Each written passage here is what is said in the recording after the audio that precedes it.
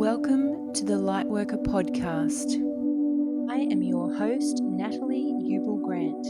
I am a lightworker, a meditation facilitator, Reiki master, and a health and wellness enthusiast who thrives on helping people. Connection is my superpower, and I just love bringing people to a space where transformation can occur.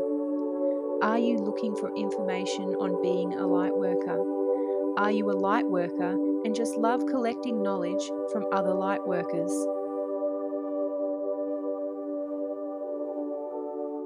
I graduated in 2015.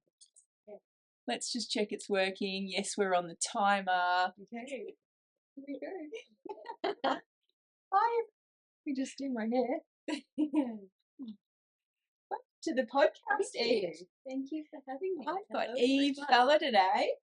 Have I pronounced that correctly? You can say Failor. Failor? Failor. Failor. How do you normally pronounce it? I say Failor Failor. because it's easier for people if they're trying to spell it. Or Yes. Yeah, that's true. That's how it's spelled. Yeah. Yeah. So last week I had a healing session with Eve. And what do you call that? I call it a energy coherence session. Yes. That seems to be the word that is most aligned to what I'm feeling. Yeah, cool. The transmission, Yeah. So it was beautiful. The session was beautiful. Exactly what I needed. Such a good,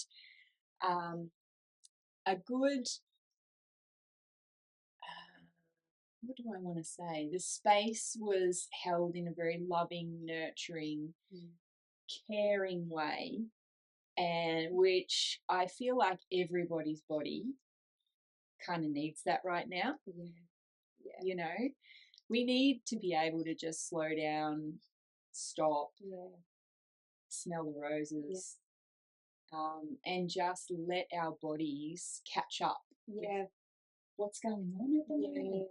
Yeah. You know, the world is so fast forward with everything. Yeah.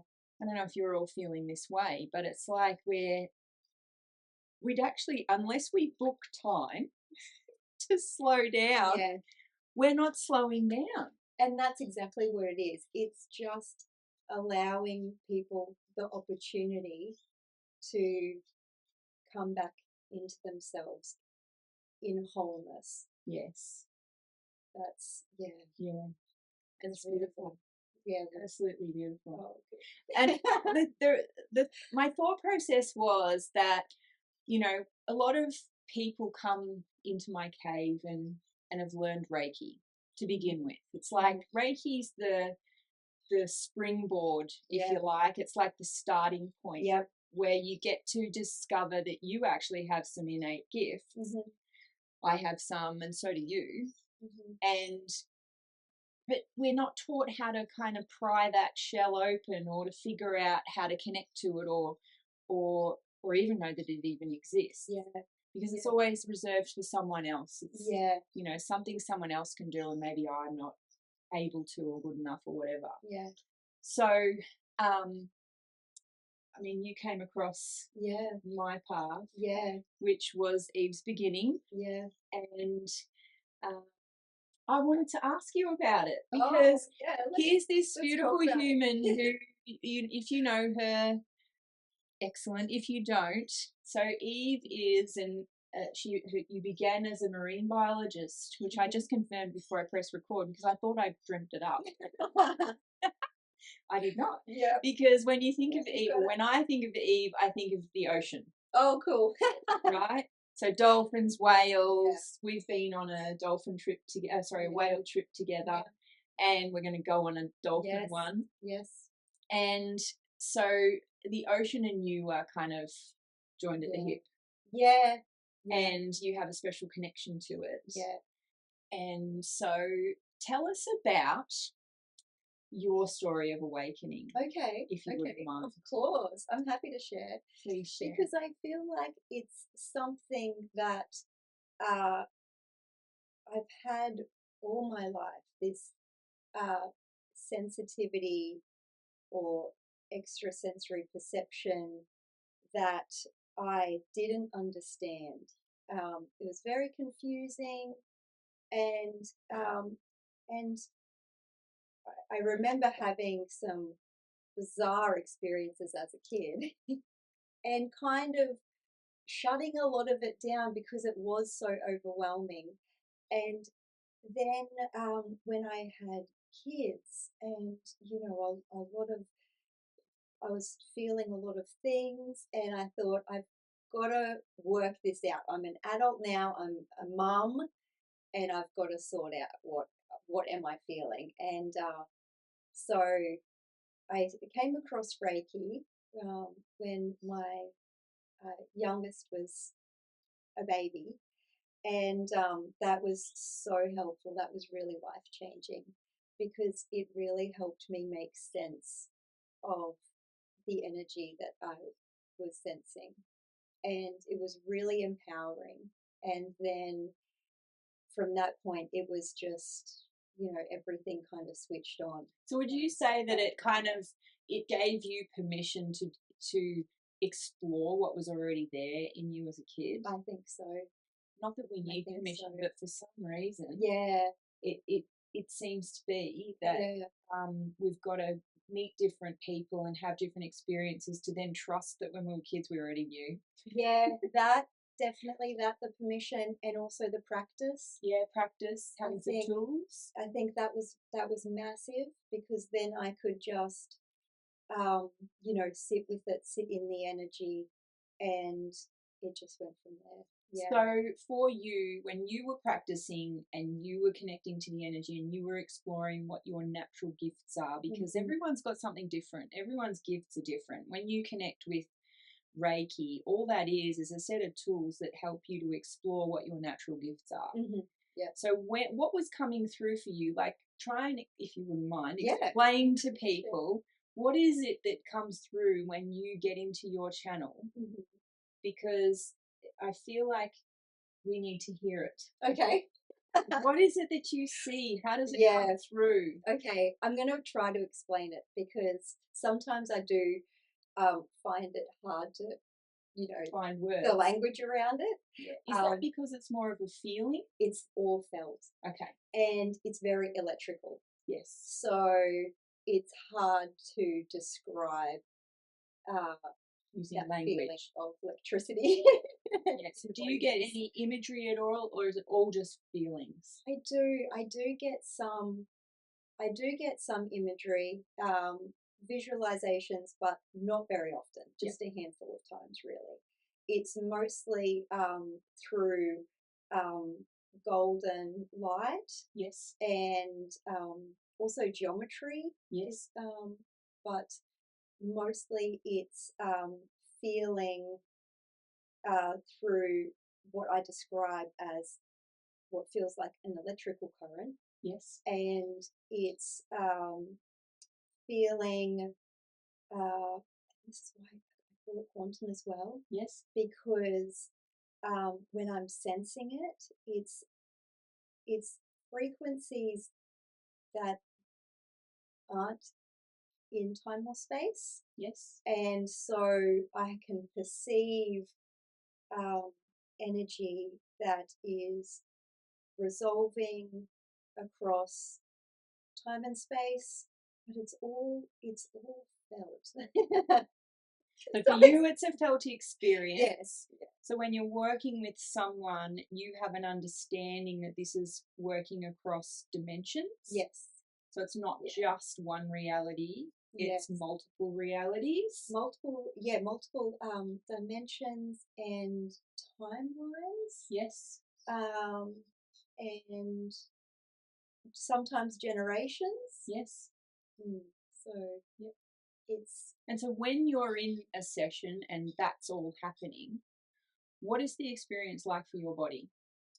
Okay, so this is really interesting, because for me to be able to sense what's happening, I have to be in stillness, and this is again why there's not a lot of speaking, because I have to be so present to feel, and to be able to hold the the space to work with the person's energy that's, you know, and they lead wherever it needs to go. But it's for me, it's full present, and it's like a deep meditation. Yeah.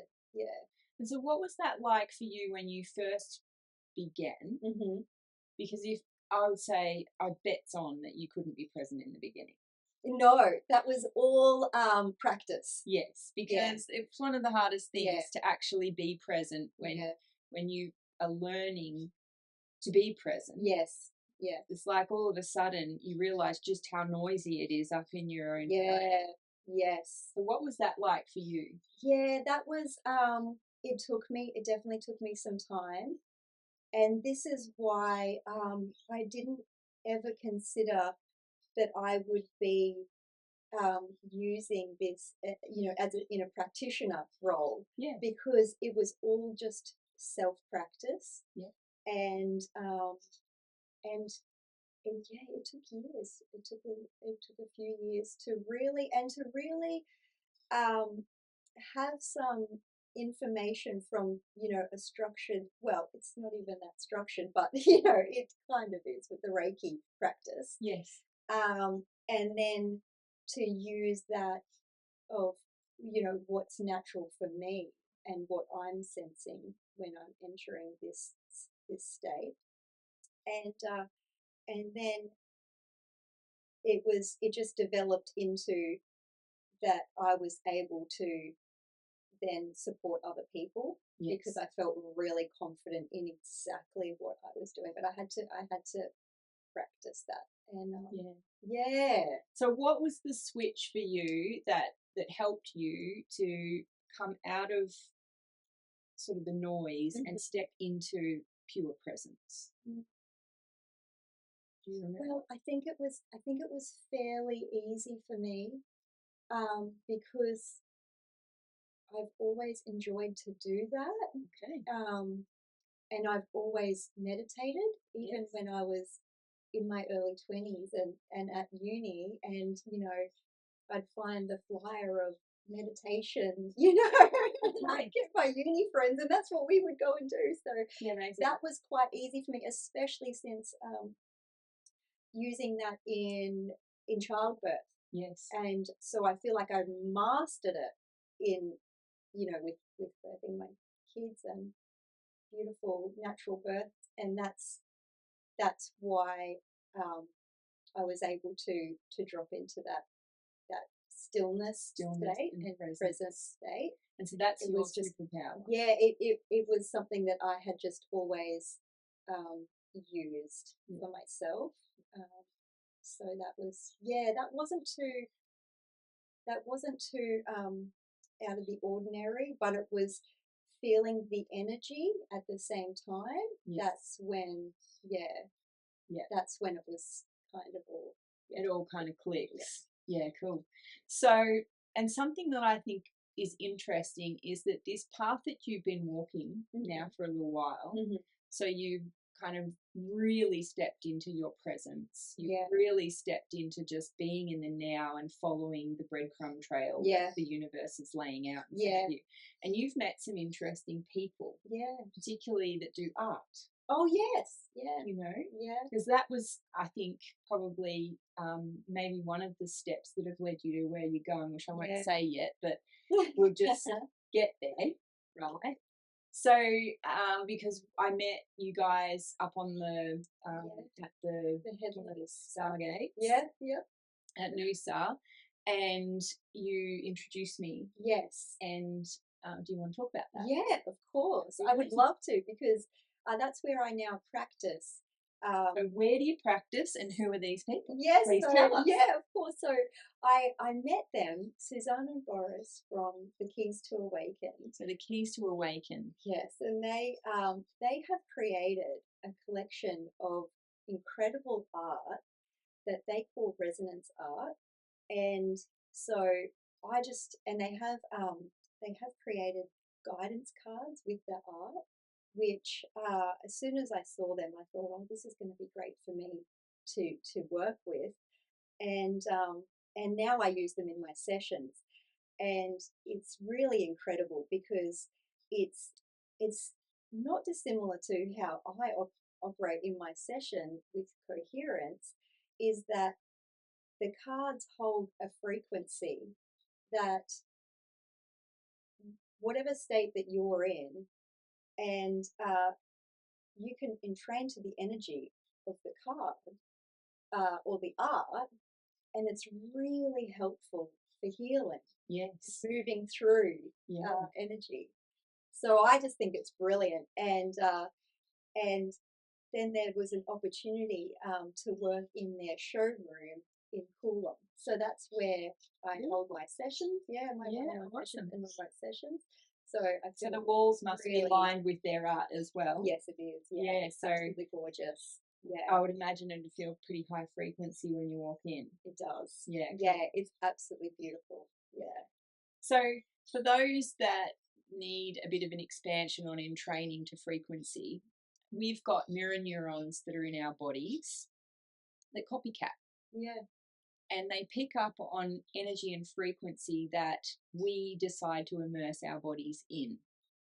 And so where you choose to be and who you choose to hang out with and what the environment is that you're experiencing around you, that has a direct impact on your physical body. Because we've got these bodies that are designed to read danger and keep us safe. But by the same token, when we're already in a safe space and we're surrounded by high frequency, our bodies will entrain to that and start vibrating at a different frequency, which puts us into, the only way I can describe it is high frequency realities. And when you're in a higher frequency reality, what ends up happening is your brain goes quiet and you're able to achieve presence a lot more easily. Whereas when you're in a space where you're surrounded by danger and you might be killed, your body's going to go into fight or flight to make sure that you stay alive, which is that survival mode that happens, and all of your ancestry comes in to try and keep you safe. Yeah. Now, we're not living in a world currently where we're always in real danger. So this is an interesting thing to play around with, to create these environments that you're able to go and see what's possible as a human being. When you actually immerse yourself in a safe environment that is designed to be high frequency, what states of consciousness can you actually access when you're there? What could the body do to heal itself, to make itself happy, etc., etc.? So this is why I thought it'd be really exciting to share with you guys, because she's working in Coolum with Boris and Suzanne in their space that they have created especially for this. Yes, and it's really incredible because it will evolve as well when you're in front of the art, and it could just depend on how you come in on the day, or and you're seeing the same art 2 different days and you have a completely different reaction to it. Or you see the same art and then one day you're, oh wow, like this looks completely different today, and it stirs up things in you, and it's really incredible. Well, because ultimately we're the ones that are the observers of it. We are the ones that are in control of what thoughts we allow to be true or not true. And sometimes, we're perceiving a reality very differently based on the emotions and feelings that are rising in us. So with your work, as you've been practicing this in these spaces, what are you noticing happening to people and their bodies? Well, it's really interesting that you mentioned about consciousness. Yes. Because I'm really interested in this at the moment, because I do feel like where our consciousness is at really impacts our perception. And when we have the opportunity to have access to resonance art or a coherence energy session, it really allows our body to have the opportunity to come into wholeness And sometimes I like to look at it in this way. Sometimes with talking about a high vibration, but I kind of see it as a wholeness, because it's really inclusive of all the vibrations. So the wholeness and the harmony is really another word for coherence. And I feel like when the body's in that state, that's when the consciousness can expand, and your perception of things will expand too. Right. Yes. So I think because it's there's really multiple interesting. ways. That's what I'm finding in sessions. Yeah, cool. So you're noticing that people's ability to perceive multiple perceptions or perspectives, yes, and it's just become available. Yeah. Because, you know, as a human species, we've been taught to judge: is it good or bad? Is it right or wrong? Is it high or low? Yeah. Right. We do live in duality currently. Yeah. And there's been that education that one is better than the other, or one is good or bad. Right. Instead of, it's happening, this is happening, and how you just decide to look at it is what determines whether it's good or bad. So when they can achieve this wholeness, you're finding them to have the capacity to be able to see beyond the good or bad, the right or wrong. Yeah, cool. And that's also, like, what does that wholeness mean for someone? It's really someone just being in the essence of themselves. And then when you're in your energy like that, in the essence of its truest form, then it's pretty clear then. Yeah. it's whatever your heart is, showing you, telling you, guiding you. That's your best and highest life. Yeah. So it feels like now more and more humans are aligning to the right path for them. Right. And when I say right path, what I mean is each of us have a path. Yeah. We've come here to have experiences, whatever they are. Yeah. It's the path that you're on. Yeah. And there's going to be different things that cross your path that you'll judge as good or bad. Yeah. Which then helps you make the decision about what you're going to do next. Exactly. And that's from every choice we make all through life. But for speaking of, for me, for example, if I trust my heart, and that if I just in presence, listen to my heart, follow my heart, and make all my choices and decisions from there, then I can't go wrong. And I'm not perfect, but I'm me. Yeah. And so I know that I just trust that. I trust that that's my unique path. And you've been following this myself. Yeah. You've been following this, being yourself, Right. Going on crazy adventures with me, doing earth gritting and like looking at stargates and opening stargates and fixing nodes and doing all that kind of thing. Yeah. Which is, I think, been a really interesting adventure. Yeah. For anyone else that's out there that's getting interested in working with the earth and going and playing and seeing what you're noticing and how you're feeling and getting people together and being curious. Yeah. We're all discovering that the earth and us are working together. Totally. And neither is needing to be fixed. Yeah. We're needing to learn through the experience of playing together. Yeah.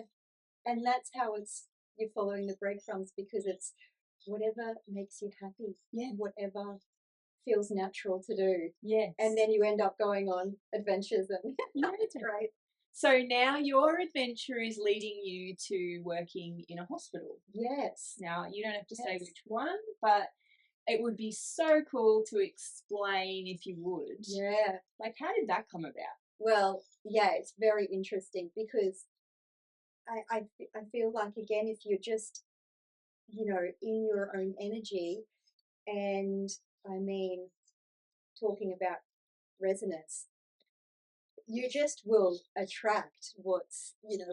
What's for you? What's for you, because you're the same frequency, so it's going to cross your path. And so this opportunity came to me to work with a company called Entel, and it's incredible. And they've just since February opened at the new Marucci private hospital. Amazing. So I've just started working there, and maybe if people are interested, maybe I can share with you, a link that people can check it out. But so you're there with your quantum energy healing, yes, supporting that space with those frequency beds, yes, and because one of the things that people know or they don't know is that actually holding a space in a neutral frequency, it requires you to have mastered yourself. Yeah. Because you can't hold a space for an environment like that and be thinking about the fight you just had with your husband. Yeah. Or be thinking about, how stressed you might be about something that's happened with the kids. You actually have to be actively working on yourself. Yeah. Every day. To be able to make sure that you are 100% in your own energy and that you're not carrying other people's, that you're able to hold that, because you've then got to hold that. Yeah.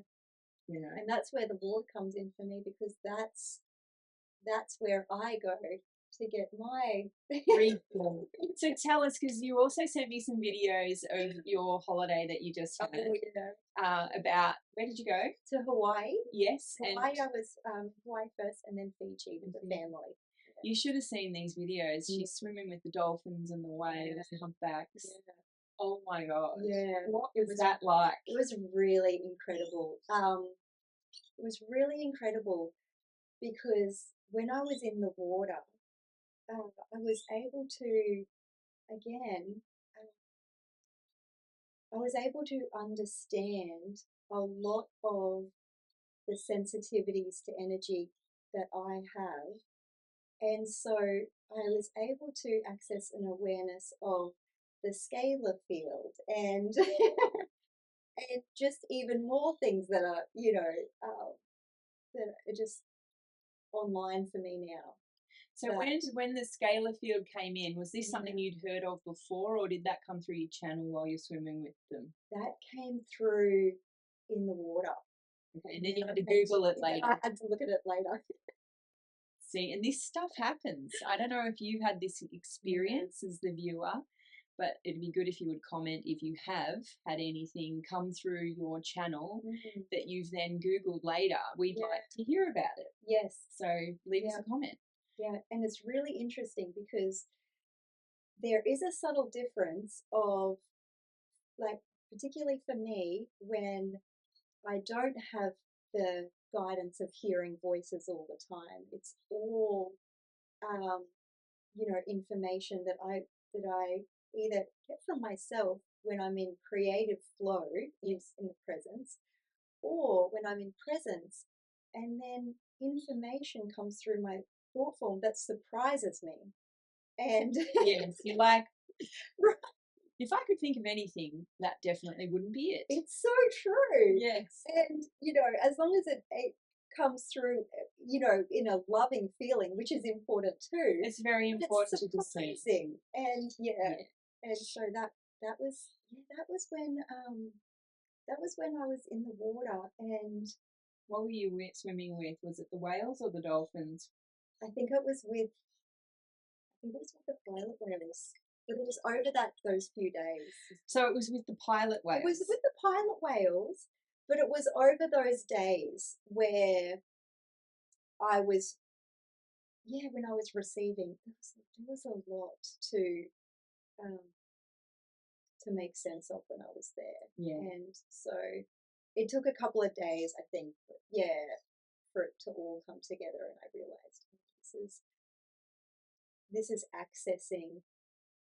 It was not just awareness of the field, but it was accessing it. And and there was a transmission through this scalar field, which was also, how I was perceiving the frequencies from the dolphins, because they were very noisy. I was in the water with them for hours. Yeah. So well, there was a lot. You would have been receiving from them, and they would have been receiving from you. I think so. Yeah. I think so. Yeah, it was really interesting. So for you, when you came back from that trip, how did your sessions evolve? Probably just because I had this awareness and new sensitivity to this field. It was probably me feeling into the energy in a session in a way that I hadn't felt before. Not that the sessions really changed, but my sensitivities of sensing something that I hadn't before. Yeah, it did. It was new. An introduction to a new frequency. Yeah. So I'm going to ask, because we need to go. Yeah. Eve, would you be willing to come back on another time and talk about this scalar field so that we can learn a little bit more about it? Yeah, let's do that. I'd be interested in that. It's so interesting. Yeah, I have an awareness that you work more with frequency and kind of the observation of that frequency and how it interacts with each other and the different frequencies that make up a human being. Yeah. And it would be really interesting for anyone who is kind of doing that or is interested in that, because it's prickling, your spidey senses going, that's what I do. Yeah. It would be really good for people to hear a little bit more about that. So would you be willing to come on and experience? So I want to thank you for sharing what you have with us today. Yeah, my pleasure. Thank you for having me. Thank you.